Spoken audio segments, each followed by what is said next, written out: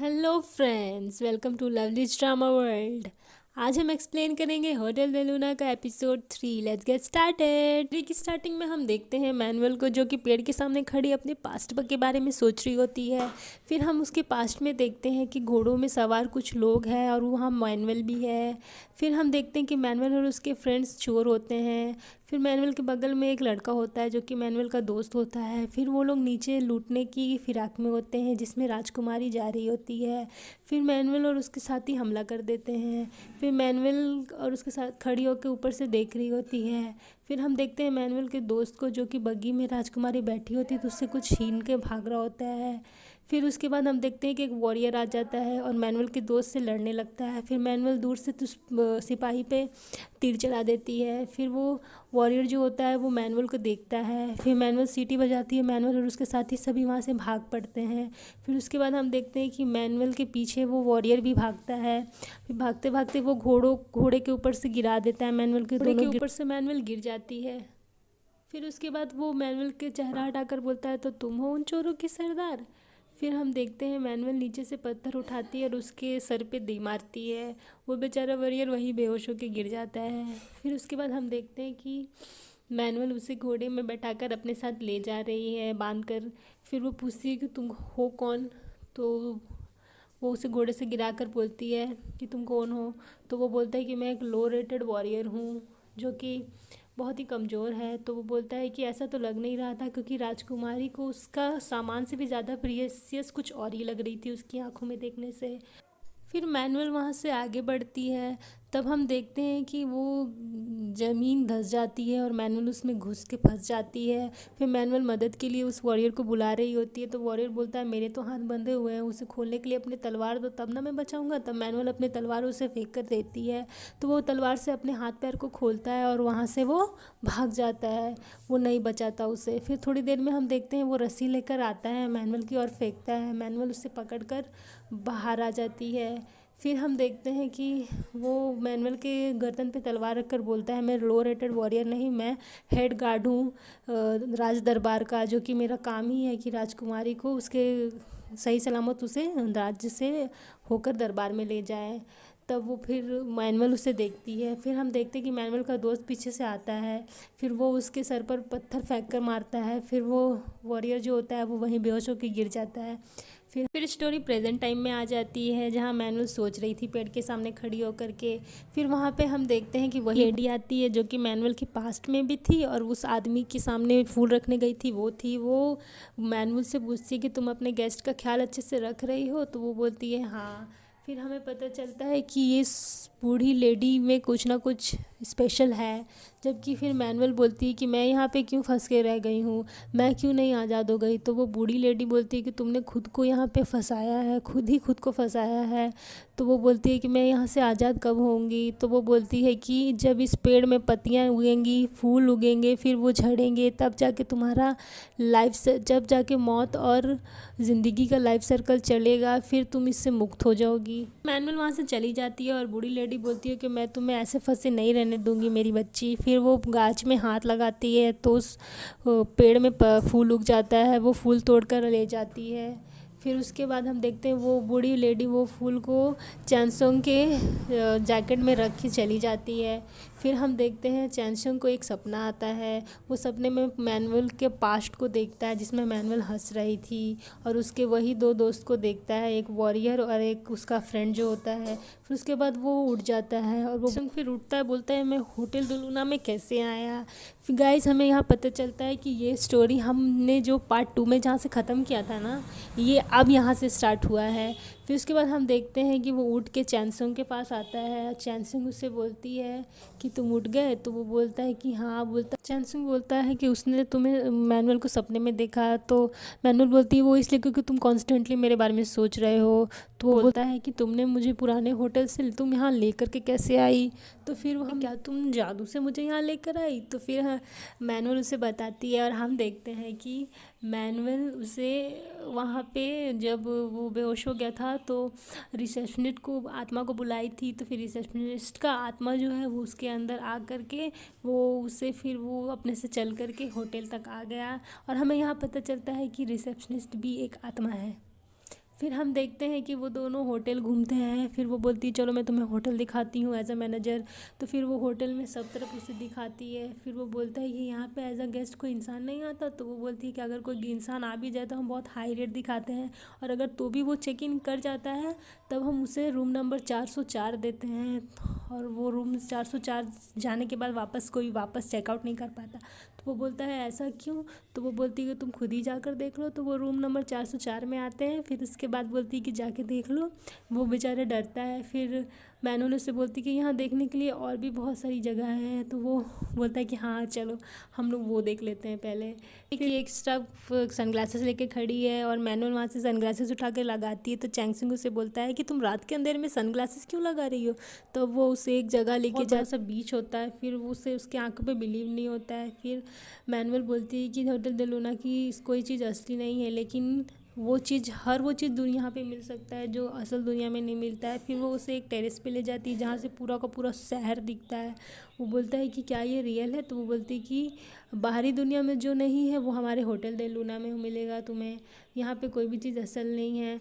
तो वो बोलता है कि क्या तुम भी रियल नहीं हो? तो वो बोलती है हाँ मैं भी रियल नहीं हूँ। तब वो मैनुअल को टच करके देखता है। फिर उसके बाद वो बोलता है कि यहाँ से कोई गिर सकता है? तो बोलती है कि हाँ तुम जैसा नाजुक इंसान गिर के मर सकता है। लेकिन फिर हम देखते हैं कि मैनुअल बोलती है कि हमेशा तुम्हें मेरे साथ रहना होगा चैंगसियोंग। तो फिर वो बोलता है कि हाँ ठीक है, अगर यहाँ पे कोई चीज़ रियल नहीं है तो कोई फ़र्क नहीं पड़ता, लेकिन मुझे मेरे पैसे रियल चाहिए एज अ मैनेजर जॉब के। फिर हम देखते हैं कि मैनुअल वहाँ से चली जाती है। फिर मैनुअल के जाते ही चैंगसियोंग सोचने लगता है कि मैं बहुत ही क्यूरियस हूँ तुम्हारे बारे में जानने के लिए और इस होटल के बारे में जानने के लिए। फिर हम देखते हैं एक आदमी का आत्मा उसे आगे डरा देता है। वो उसे कॉफ़ी मांगता है तो उसे शैनसुन बोलता है अब मुझे भूतों के लिए एज अ मैनेजर काम करना पड़ेगा। फिर सीन शिफ्ट होता है। हम देखते हैं एक ब्रिज पर से एक लड़की गिर जाती है जिसका नाम होता है सूजियोंग, और ऊपर में एक लड़की खड़ी होती है जिसका नाम होता है यूना। फिर उसके बाद हम देखते हैं यूना अपने घर भाग कर आ जाती है घबराई हुई। फिर दूसरी तो हम देखते हैं सूजियोंग जो लड़की गिरी थी उसकी मौत हो गई है। फिर यूना को हम देखते हैं उसने एक लॉकेट पकड़ा हुआ होता है और अपने घर में लेटी हुई होती है। तब यूना के मुँह पर एक खून गिरता है। तो यूना जैसे ही सीधी होती है तब हम देखते हैं कि उसी लड़की सूजोंग की आत्मा ऊपर में होती है और वो उसकी किम यूना के ऊपर गिर जाती है। जब वो आत्मा किम यूना के ऊपर गिरती है तो किम यूना की आत्मा बाहर निकल जाती है और सूजोंग लड़की की आत्मा जोन की आत्मा किम यूना के बॉडी पे चली जाती है। फिर से बाहर निकलो, मुझे मेरा शरीर वापस कर दो। फिर उसके बाद हम देखते हैं होटल का सीन दिखाया जाता है जहाँ पे तीनों स्टाफ मैडम चोई, बारटेंडर और वो रिसेप्शनिस्ट बात कर रहे होते हैं मैनुअल से कि ये मैनेजर कितने नंबर का मैनेजर है। तब वो कुछ भी नहीं बोलती। फिर बाद में सोचती है कि हमारा पुराना मैनेजर 98वां मैनेजर था और ये जो चैंगसियोंग है ये 99वां मैनेजर है हमारे होटल का। फिर उसके बाद हम देखते हैं चैंगसुंग अपने मैनेजर वाले डेस्क को देखता है जहाँ उसका नाम लिखा होता है। फिर उसके बाद तीनों स्टाफ आते हैं वहाँ पे, बारटेंडर, मैडम चोई और रिसेप्शनिस्ट। तब चैंगसुंग बोलता है इसका मतलब तुम तीनों भी भूत हो? तो वो लोग बोलते हैं हाँ। फिर बारटेंडर बोलता है मैं 500 सालों से हूँ यहाँ पे। फिर वो बोलता है कि मैडम चोई यहाँ 200 सालों से है और यहाँ जो रिसेप्शनिस्ट है वो 70 सालों से काम कर रहा है। फिर मैडम चोई बताती है कि मैं 200 साल पहले नोबल फैमिली से थी जहाँ मेरी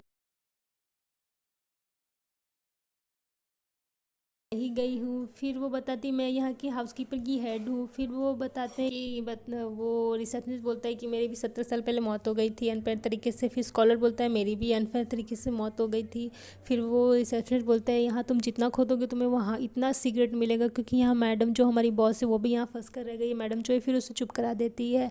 फिर मैडम चोई उसे चैंगसुंग को बोलती है कि अब आपको घर जाना चाहिए। फिर वो सोचते हुए चैंगसुंग मैडम चोई को पूछता है क्या वो पेड़ और बॉस का कुछ रिलेशन है? तो वो कुछ नहीं बोलती है। फिर हम दूसरी तरफ देखते हैं कि चैंगसुंग अपने घर जाने के लिए सबवे में खड़ा होता है और तो सबवे में देखता है और सोचता है कि यहाँ सब कितने नॉर्मल है, होटल दुलुना में भी मतलब सब वो बहुत ही अजीब है।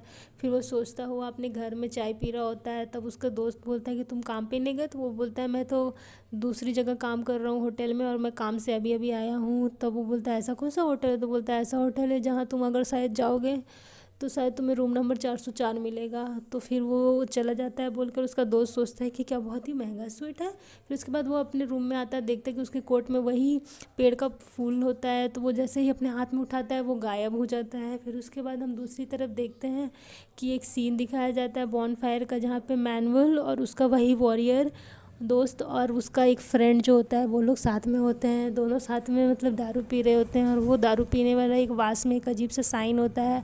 तो वो जो वॉरियर होता है वो मैनुअल के हाथ पकड़ के पत्थर में लिखना सिखाता है उसका नाम। फिर उसके बाद हम देखते हैं कि उसका नाम लिखना सिखाता है। फिर उसके बाद हम देखते हैं कि चैनसुंग उठ जाता है, उससे वो सपना में देख रहा था वो। फिर उसके बाद उसे चैनसुंग को मैनुअल का फ़ोन आता है। वो बोलती है कि एज अ मैनेजर तुम्हारा सबसे पहला वर्क है कि तुम्हें मेरे लिए वो पेंटिंग बेचनी होगी जो जिसके अंदर शेर गया था। फिर हम चैनसुंग को देखते हैं, वो मैनुअल के पास आ गया है, वो दोनों पेंटिंग के सामने हैं। फिर मैनुअल बोलती है कि इस पेंटिंग को तुम दुगने दाम में बेचो। तो वो बोलता है कि उस शेर का क्या जो इसके अंदर गया था। तो वो बोलती है शेर तो आफ्टर लाइफ की ओर चला गया। अभी सीन शिफ्ट होता है और हम देखते हैं स्योजुंग को जो किम यूना की बॉडी पे है, और वो खड़ी होकर पुल पर सोच रही होती है। तभी किम यूना आ जाती है और बोलती है मेरा शरीर वापस करो। वो उसे मारने की कोशिश करती है पर किम यूना मार नहीं पाती स्योजुंग को। तो फिर उसके बाद हम देते हैं चैनसुंग नीचे से अपनी गाड़ी लेकर जा रहा होता है। तब वो देख लेता है कि एक आत्मा और एक लड़की के बीच कुछ लड़ाई हो रही है। तब किम यूना की आत्मा भी चैनसुंग को देख लेती है और वो उसकी गाड़ी में जाकर बैठ जाती है। वो डर जाता है, वो बोलती है कि उस लड़की ने मेरी बॉडी चुरा ली है। फिर चैनसुंग उसे होटल दे लूना लेकर आ जाता है। फिर उसके बाद हम देखते हैं कि दोनों स्टाफ बोल रहे होते हैं कि ये लड़की बोल रही है कि उसकी बॉडी किसी ने चुरा ली है। देखते हैं चैनसुंग मैनुअल को बोलता है कि उस आत्मा की प्रॉब्लम को सॉल्व करो। तो वो बोलती है कि मैं कैसे प्रॉब्लम को सॉल्व करूँ। तो उस बोलता है कि तुम ही ने कहा था कि तुम यहाँ सारी आत्माओं की प्रॉब्लम को सॉल्व करते हो और तुम लोग यहाँ हीलिंग करते हो। तो वो बोलती है कि तो वो लड़की मरी नहीं है, उसकी आत्मा में उसकी बॉडी में किसी दूसरी आत्मा ने कब्जा कर लिया है। इस तरफ हम स्कूल का सीन देखते हैं जिसमें स्योंगजुंग अपनी ही तस्वीर को देखती है। उसमें लिखा होता है कि स्योंगजुंग ने सुसाइड कर लिया। फिर किम यूना की दोस्त लोग बोलते हैं कि ये किम यूना को 2 दिन से हो क्या गया है, बड़ा अजीब सा बिहेव कर रही है। फिर उसके बाद हम देखते हैं चैंगसुंग और मैनुअल को वही लड़की किम यूना के घर पर। फिर किम यूना के घर पर खड़े कि तुम कोई मतलब से तो नहीं आई हो हेल्प करने, बोलती है ऑफ कोर्स इनके पास बहुत पैसे हैं, थोड़े हम भी ले लेंगे। फिर हम देखते हैं कि सोजुंग जो किम यूना की बॉडी में वो वहाँ आती है और उन लोगों को देख के भाग जाती है। चैनसुंग उसके पीछे पीछे भागता है। फिर सुजोंग अपने आप को गिरा कर मारने लगती है। तो चैंगसुंग बोलता है कि तुम क्यों किसी की बॉडी को मारना चाहती हो, तुमने क्यों दूसरे की बॉडी में कब्जा किया हुआ है। तब वो उस रात की पूरी कहानी बताती है कि उस दिन किम यूना ने उसका लॉकेट छीनकर उसे उसी ब्रिज से गिरा कर मार दिया था। फिर उसके बाद वो सब बताती है। फिर हम देखते हैं सीन शिफ्ट होता है जहाँ किम यूना की आत्मा मैनुअल को बताती है कि लॉकेट इसके ड्रॉर पे पड़ा हुआ है। फिर वो ड्रॉर से लॉकेट को निकालती है और बोलती है कि तुम्हारी बॉडी मैं तुम्हें वापस कर दूँगी। फिर उसके बाद देखते हैं कि मैनुअल को वो किम यूना के पेरेंट्स के साथ वो उसे बताती है कि हम ये लॉकेट जो है ये सबूत है कि किम यूना ने ही उस लड़की सोजुंग को मारा है। फिर वो बोलती है कि इसकी कीमत लगेगी, आपकी बेटी बच भी सकती है, कि ये लॉकेट ही एक एविडेंस है और मैं इसका प्राइज़ लेने आई हूँ यहाँ पे। फिर मैनुअल उनके पास पहुंचती है, चैनसुंग और उस लड़की के पास। तो चैनसुंग बोलता है कि क्या तुमने लॉकेट वापस कर दिया। तो बोलती है हाँ मैंने वो लॉकेट उसके पेरेंट्स को दे दिया है। तो फिर उसके बाद चैनसुंग बोलता है कि ये तो उस लड़की की आत्मा जो सोजुंग है उसके साथ बहुत गलत हुआ क्योंकि उसी लड़की ने उसे मारा था। तो वो हम दिखाते हैं कि लॉकेट उस किम यूना के पेरेंट्स जला रहे होते हैं और बोलते हैं कि हमारी बेटी अब बच जाएगी उसकी मौत से। कहते हैं कि मैनुअल किम यूना के पेरेंट्स को बोल रही होती है कि ये नेकलेस लो जिसकी वजह से आपकी बेटी फंस सकती है। तो वो लोग बोलते हैं कि ठीक है हम जितने पैसे चाहिए वो उतने हम दे देंगे, नेकलेस हम लोग को दे दो। तो वो नेकलेस दे देती, बोलती है अब हुई ना अच्छी बात। उसके बाद वो नेकलेस उसके पेरेंट्स को दे देती है और वहाँ से किम यूना की आत्मा और मैनुअल दोनों घर से बाहर निकलते हैं। फिर मैनुअल बोलती है कि अब सब कुछ अपने प्लेस में आ जाएगा। फिर उसके बाद मैनुअल और एक बात बोलती है, लेकिन याद रखना अगर ये नेकलेस तुम्हारे पेरेंट्स जला देते हैं तो तुम्हें कभी भी इस गलती की माफ़ी नहीं मिलेगी। तो वो बोलती इसका मतलब, तो वो बोलती इसका मतलब कि तुम्हारी बॉडी में तुम्हारी आत्मा कभी वापस नहीं जा पाएगी। फिर किम यूना वापस भाग के अपने घर जाती है वो बहुत मना करती कि मत जलाओ, लेकिन उसके पेरेंट्स नेकलेस को जला देते हैं क्योंकि वो उसे दिखाई नहीं दे रही होती, इसीलिए वो कितना मना करती पर पता भी नहीं चलता है। फिर हम देखते हैं कि नेकलेस जल जाता है पूरा। किम यूना की आत्मा बहुत रोती है। फिर हम देखते हैं कि किम यूना की आत्मा डिसअपेयर हो जाती है। फिर उसके बाद हम देखते हैं सूजियोंग अपने घर जाती है। वो अपने घर जाती है और किम यूना का टैग लेके ही अपना घर जाती है, क्योंकि अब वो आज से किम यूना ही है, क्योंकि अब उसकी आत्मा वापस नहीं जा सकती, तो वो किम यूना बन के ही रहेगी। फिर हम दूसरी तरफ देखते हैं मैनुअल को बहुत सारा उन लोगों ने गोल्ड की बिस्किट्स दिए होते हैं, वो उसे देख के बहुत खुश होती है। फिर उसके बाद हम देखते हैं सीन शिफ्ट होता है। चैनसुंग और रिसेप्शनिस्ट होटल में होते हैं, दोनों एक पुराना सा ड्रिंक निकालते हैं। वो ड्रिंक जब निकालते हैं तो उसमें बॉक्स में वही एक सर्कल और एक तीर बना हुआ होता है जो उसने अपने सपने में देखा था। मैनुअल जो ड्रिंक पी रही थी उस पर था। फिर वो रिसेप्शनिस्ट वहाँ से चला जाता है। फिर चैनसुंग मैडम चोई के पास जाता है। वो बोलता है कि मैनुअल यहाँ कितने सालों से है, तो मैडम चोई उसे आर्ट गैलरी तरफ ले जाती है जहाँ मैनुअल की बहुत सारी फ़ोटोज़ होती है, 1000 सालों पहले की भी और अभी की भी। तब वो देखता है वहाँ पे और चौंक जाता है कि मैनुअल इतने 1000 सालों से वैसी की वैसी यही है। फिर वो पेड़ का फ़ोटो देखता है, वो बोलता है तब ये पेड़ सच में है। तो फिर वो गार्डन की तरफ जाता है और देखता है कि वो पेड़ वहाँ पे होता है। फिर वो वहाँ पे मैनुअल आ जाती है और बोलती है कि तुम क्या कर रहे हो। तो चांसुंग बोलता है क्या ये वही ट्री है जिसके छूने की वजह से मेरे फादर ने मुझे यहाँ बेचा था। तो वो बोलती है हाँ। फिर चांसुंग मैनुअल को बोलता है मैंने तुम्हें अपने सपने में देखा था 2 बार, वो भी। तब मैनुअल बोलती है कि वो इसलिए क्योंकि तुम कॉन्स्टेंटली मेरे साथ रहते हो। तो वो बताता है कि नहीं, मैंने अपने सपने में तुम्हें देखा, तुम हंस रही थी, पेड़ के सामने खड़ी थी और तुम बहुत अलग थी और तुम्हारे साथ एक वॉरियर था, फिर तुम्हारा एक दोस्त था। तब वो बोलती का कुछ इमेजेस दिखाया जाता है जो हजारों सालों से अकेली है। फिर उसके बाद हम देखते हैं कि चैनसुंग बोलता है कि इन सपनों का ज़रूर कुछ ना कुछ सीक्रेट है। तब वो बोलती है कि पता नहीं। फिर वो जाके पेड़ को छूने जाता है। तो वो बोलती है कि तुम इस पेड़ को नहीं छू सकते। तो वो पेड़ की जैसे ही छूता है उसमें पत्तियाँ आने लगती है छोटी छोटी, और देखते ही देखते उस पेड़ में बहुत सारी पत्तियाँ आ जाती है और वो पेड़ पूरी पत्तियों से भर जाता है। फिर उसके बाद शॉक हो जाते हैं और देखने लगते हैं। फिर मैनुअल मन में सोचती है कि सोचती है कि आपस में क्या कनेक्शन है चैनसुंग पेड़ का और मेरी पास्ट लाइफ का। फिर यहाँ हमारा तीसरा एपिसोड यहीं ख़त्म होता है। मिलते हैं नेक्स्ट एपिसोड में। तब तक के लिए like share subscribe and comment on my channel.